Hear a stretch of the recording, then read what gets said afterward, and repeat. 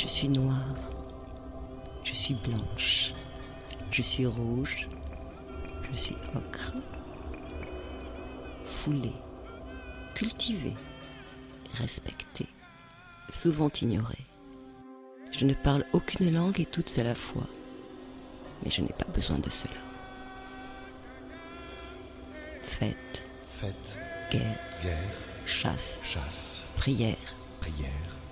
J'ai toujours deviné leurs faits et gestes à la cadence de leurs pas. Moi, je suis la terre d'Afrique, celle de l'abondance et de la pauvreté, celle par laquelle, mélangée à l'eau et au feu, l'histoire rejoint l'éternité. Et à celui qui a dit que de la terre tu naîtras, je lui réponds et le rassure. Par la terre cuite, homme, tu survivras.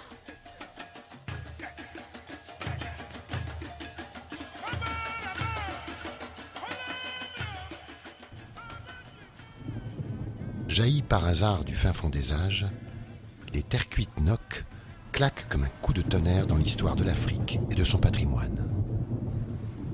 Cette civilisation, aujourd'hui disparue, offre à la culture de l'humanité des chefs-d'œuvre absolus, via un corpus de terre cuite unique et rare, à l'expressivité remarquable.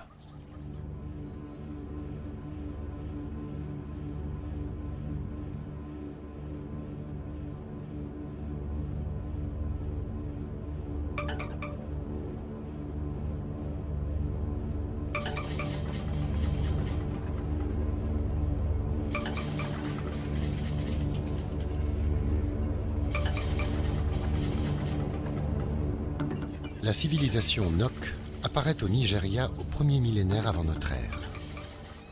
Témoignage de cette extraordinaire civilisation, les terres cuites Nok ont défié le temps, brisé, fragmenté.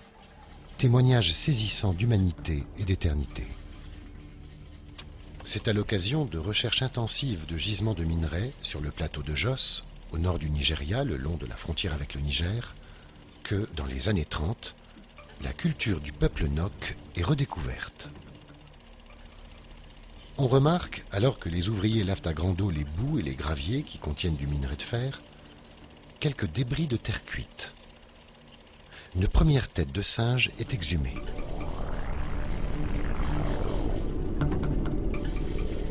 En 1932, un groupe de 11 statues en parfait état est découvert près de la ville de Sokoto. En 1943, à proximité du village de Nok, au centre du Nigeria, lors de l'exploitation d'une mine d'étain, est extraite par hasard une nouvelle série de figurines en argile. En 1977, le recensement des objets en terre cuite découverts au cours de l'ensemble des travaux d'extraction minière s'établit à 153 unités, provenant en majorité de dépôts secondaires. Les statuettes avaient été charriées par les crues vers les vallées et enfouies dans les lits des fleuves desséchés. Ces statues-colonnes, sur lesquelles les experts s'interrogent, n'étaient pas destinées à un usage funéraire, les archéologues excluant qu'elles aient pu être enterrées avec les personnages de haut rang qu'elles représentaient. Elles n'étaient pas davantage les décorations fêtières des cases, mais bien plutôt des objets de vénération réservés au culte dans des lieux sacrés. Représentation réaliste de rois, reines, prêtres, favorites, sorciers, dieux. Personne ne sait. L'esthétique de l'art Nok a ses codifications.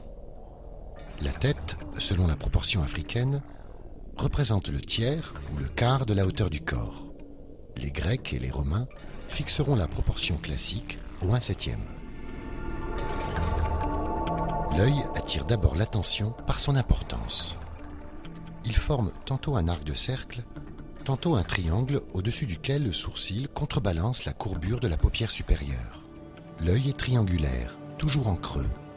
L'arcade sourcilière bien prononcée, les sourcils marqués. Le front est haut, les narines dilatées, les lèvres épaisses et charnues, découvrant quelquefois des dents bien dessinées. L'oreille est proéminente, très allongée. Les hommes portent des attributs pileux très exceptionnellement indiqués. Barbe en pointe, fine moustache en relief, couronne de cheveux, collier de barbe, bouc. Une attention toute particulière est portée à l'art de la coiffure, aussi bien chez les sujets féminins que masculins. Parures, bijoux, vêtements, accessoires perfectionnent l'ensemble de cette statuaire raffinée.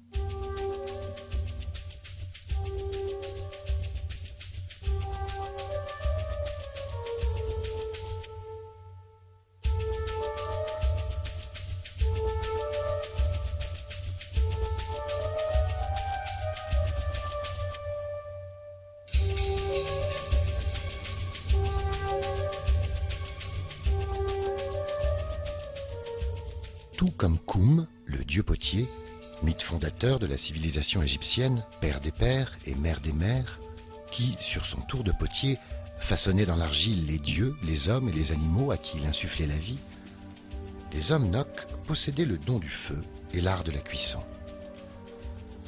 Cette compétence technique, tout comme la maîtrise stylistique et la recherche esthétique constatées dans leurs œuvres, porte à croire que l'art Nok est sans doute l'aboutissement d'une tradition artistique déjà longue, venue de l'Égypte ancienne, preuve d'une civilisation parvenue à un très haut degré de maturité et de raffinement.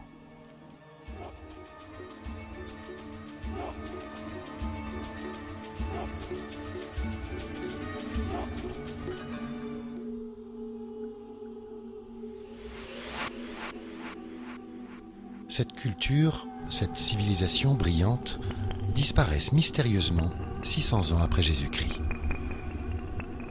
Extinction de l'ethnie, famine dévastatrice due à des périodes de sécheresse, épidémies ravageuses, toutes les hypothèses sont permises.